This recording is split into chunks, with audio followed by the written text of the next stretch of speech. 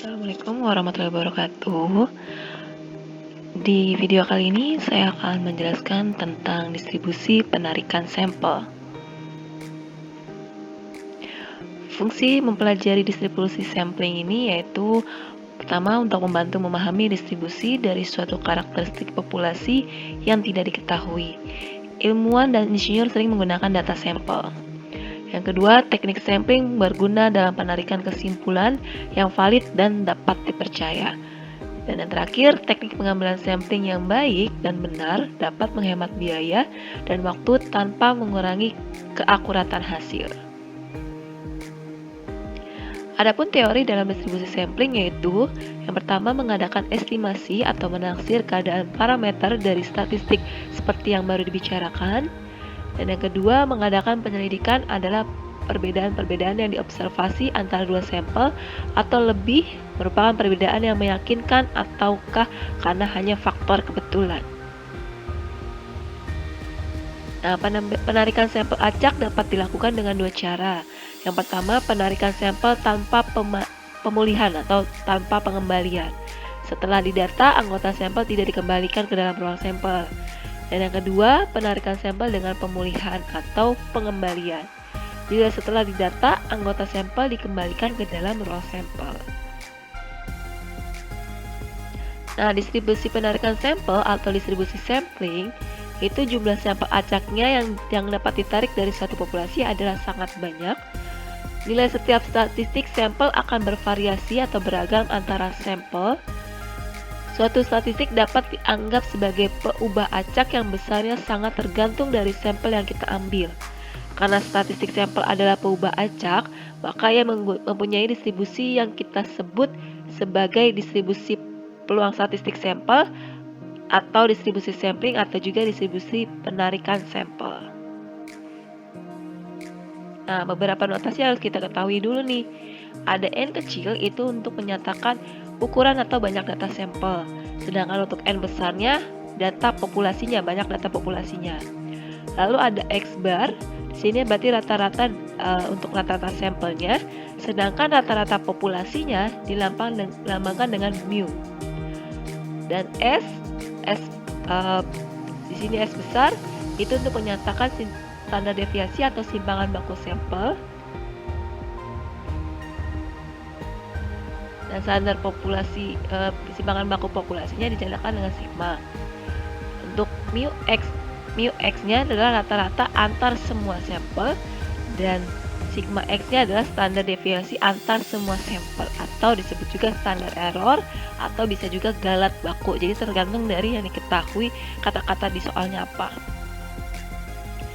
Nah, ini ada dalilnya atau ada rumus. Pertama, kalau untuk dengan pemulihan, rumus yang kita pakai adalah ini. Ini adalah untuk tadi rata-ratanya dan juga untuk simpangan bakunya atau standar deviasinya. Itu nanti kita ke contohnya langsung. Nah, sedangkan untuk tanpa pemulihan atau tanpa pengembalian, ininya sama sih rata-ratanya, hanya bedanya di simpangan bakunya saja. Tapi nanti kita langsung ke contoh soalnya saja. Contoh pertama, misal ada 4 angka yang tersedia sebagai populasi, yaitu 0, 1, 2, dan 3. Diambil sampel yang terdiri dari 2 angka dengan pemulihan. Berarti pakai rumus yang dalil pertama ya. Kemungkinan penarikan sampel beserta rata-ratanya disajikan pada tabel berikut. Nah, ini sudah ada diambil data nih seperti ini, ada sampelnya dan juga ada rata-ratanya. Dari 16 sampel yang kita ambil. Nilai rata-rata sampel berkisar dari 0 sampai 3. Dengan menggunakan nilai dari rata-rata sampel ini, kita dapat menyusun distribusi penarikan sampel bagi statistik. Nah, ini di sini tabelnya distribusi penarikan sampel. Seperti ini tadi 0,01, 0,0, frekuensinya hanya ada 1. Berarti totalnya dari semua sini kan ada 1, 2, 3, 6, 10, 13, 15, 16. Berarti 1/16. Nah, untuk yang 0,5 kalau kita cari tadi di sini 0,5 ada 1, 2. Maka di sininya adalah 2. Nah, gitu. Dari tabel yang pertama kita buat lebih ringkasnya frekuensinya, tabel frekuensinya ya. Berarti 2/16 dari total ininya 16. Ini kalau kita totalkan ada 16. Tadi pun juga ada 16 ya, dari 1 sampai 16. Lalu dari tabel ini dibuatlah yang namanya histogram. Jadi 0 untuk 0 ada 1/16, untuk 0,5 ada 2/16, untuk satunya ada 3/16. Ini untuk yang 1/2-nya, 1/2 ini 2, jadi 0,5 ini 1, ini 1/2, ini yang di sini 2, ini 2/2, ini 3. Agak kurang kegeser ya gambar tulisannya.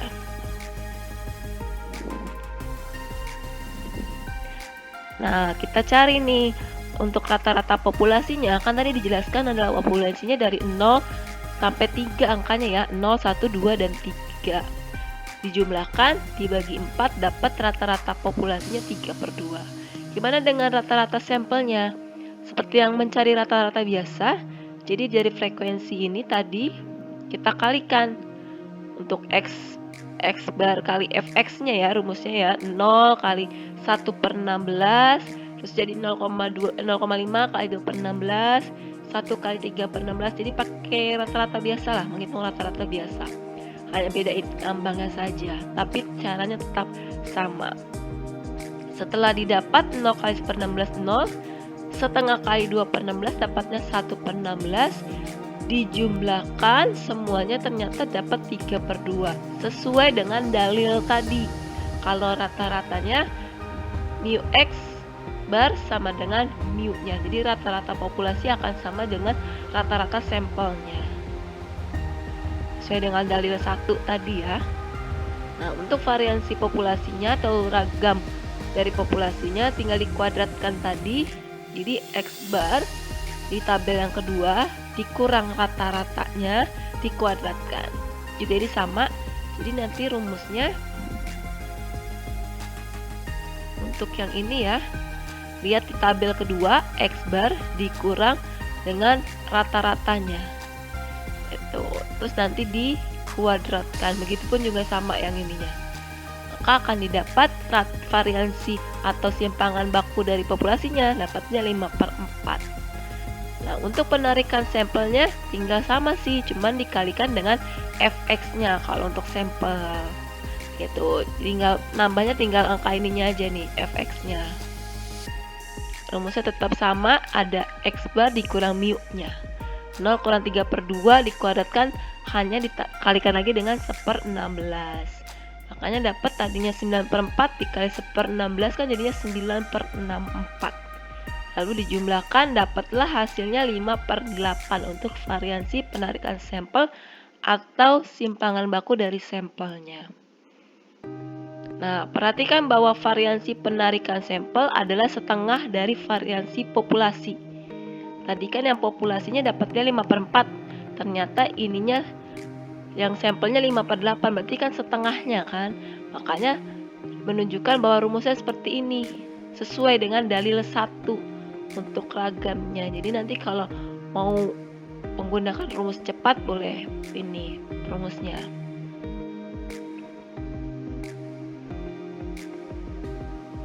Ke contoh kedua, tabel berikut memperlihatkan nilai 100 siswa sebagai populasi. Nah, ini ada totalnya, ini akan ada 100 frekuensinya ya. Ini totalnya ada 100. Jadi yang dapat nilai 4 ada 3 orang, yang dapat nilai 5 ada 10 orang, yang dapat nilai 6 ada 23 orang, yang nilainya 7 ada 30, yang 8 ada 20, yang dapat nilai 9 ada 12 siswa, yang dapat nilai 10 ada 2 siswa. Akan di total ada 100 siswa ini. 3 tambah 10 tambah 23 tambah 30 tambah 20 tambah 12 tambah 2 itu 100. Lalu yang ditanyakan, jika diambil sampel acak berukuran 36 dengan pemulihan, berarti pakai rumus dalil kedua. Tentukanlah yang pertama A, rata-rata dan simpangan baku penarikan sampel. Nah, yang keduanya, peluang nilai rata-rata penarikan sampel lebih besar dari 7,2. Kita cari dulu rata-rata populasinya. Berarti 4 kali 3, 5 kali 10, 6 kali 2, 3, semuanya dikalikan, lalu nanti hasilnya ditambahkan atau dijumlahkan, dibagi dengan banyaknya siswa. Ada 100 sampel kan di situ, maka didapat rata-rata populasinya 6,98. Nah, simpangan baku populasinya pun juga sama, tinggal dikalikan dari frekuensinya, F-nya itu. Jadi rata-rata dikurang nilainya, dikuadratkan dikali frekuensi. Nanti akan didapat hasilnya adalah 1,32. Saya bulatkan 1,33. Nah, rata-rata penarikan sampel langsung aja kita gunakan rumus nih. Tadi kan rata-rata penarikan sampel itu sama dengan rata-rata populasi. Makanya 6,98. Lalu simpangan bakunya langsung aja pakai rumus ini, karena kan kemarin tadi contoh yang pertama sudah kita buktikan ya rumusnya benar. Maka tinggal mu ini dari 1,33 dibagi akar 36. Akar sampel yang dari kita ambil hanya 36. Kan populasinya ada 100, diambil 36.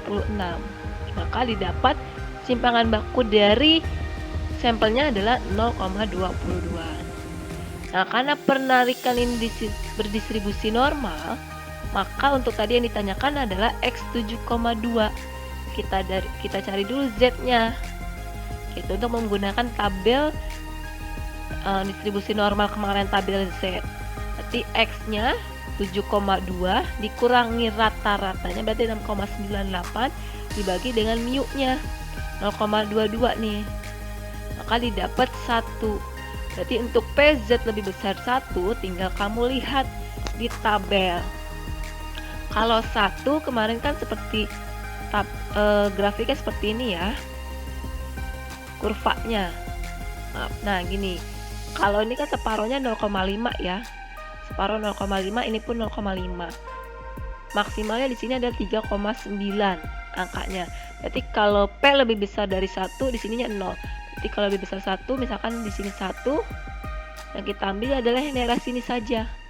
Makanya ini kan setengah dikurang yang enggak di akhir 0 sampai 1. Barulah kamu lihat di tabel Z-nya, tabel distribusi normalnya untuk 1,0 lah. Kita kalau tabelnya seperti ini, kamu lihat di sini yang 1,0, yang di sininya 0. Nanti angka di sininya berapa? Di sini didapat 0,3413. Tinggal dibuka lagi tabelnya. Lalu ntar 0,5 dikurang 0,3413 didapat 0,1587. Jadi peluang penarikan sampel mempunyai rata-rata lebih dari 7,2 adalah 0,1587. Jadi kalau yang untuk sampel yang akan nilainya 7,2 ternyata peluangnya hanya 0,1587.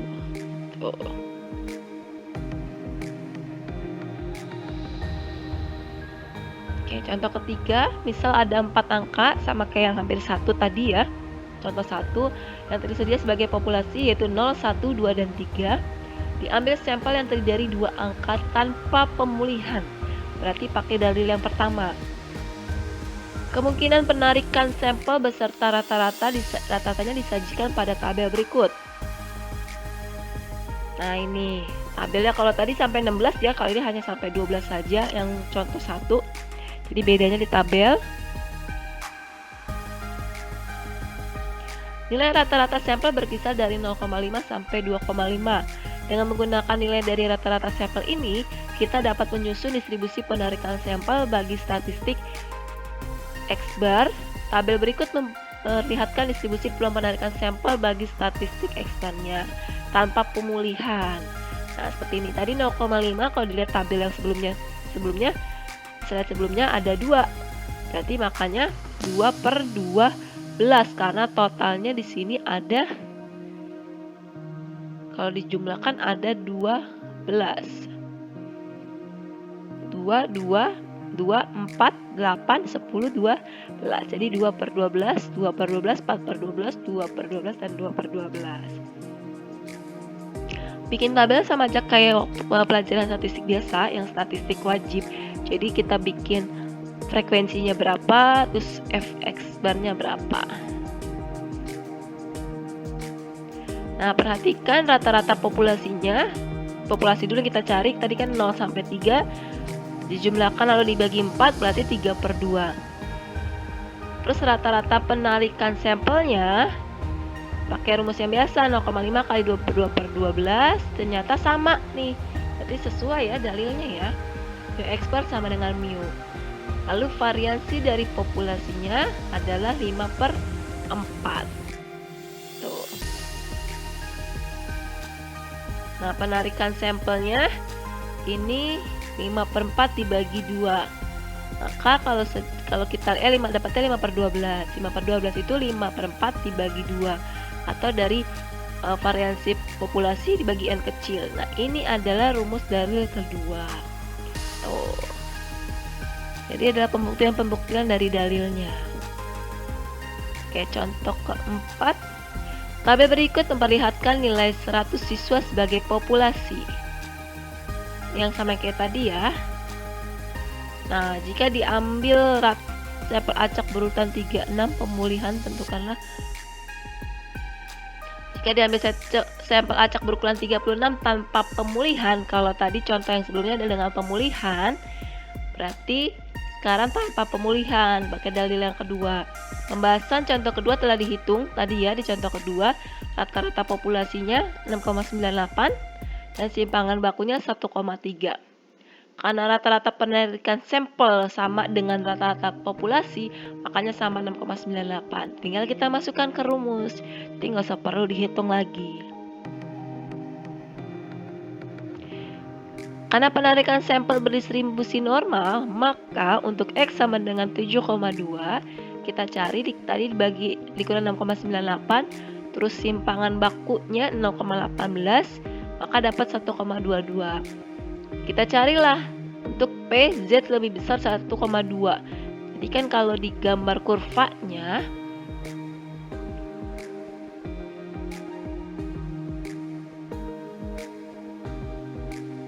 ini ya kurvanya tadi separuh. Nah, di sini 0,5 besarnya, ini juga 0,5. Sini 0, 1,2 kan berarti anggaplah di sini. Lebih besar berarti arenanya sini. Makanya 0,5 semua ini dikurang sama yang tidak diarsir ini yang kecil. Itu didapat di tabel. Kalau kamu mau lihat tabelnya seperti ini, di sini cari yang sebelah kirinya 1,2, yang atasnya 0,02. Nanti ketemu angka berapa di sini. Ternyata kan angkanya 0,3888. Tinggal dikurangkan, maka dapat 0,1112. Jadi peluang penarikan sampel mempunyai rata-rata lebih dari 7,2 adalah 0,1112.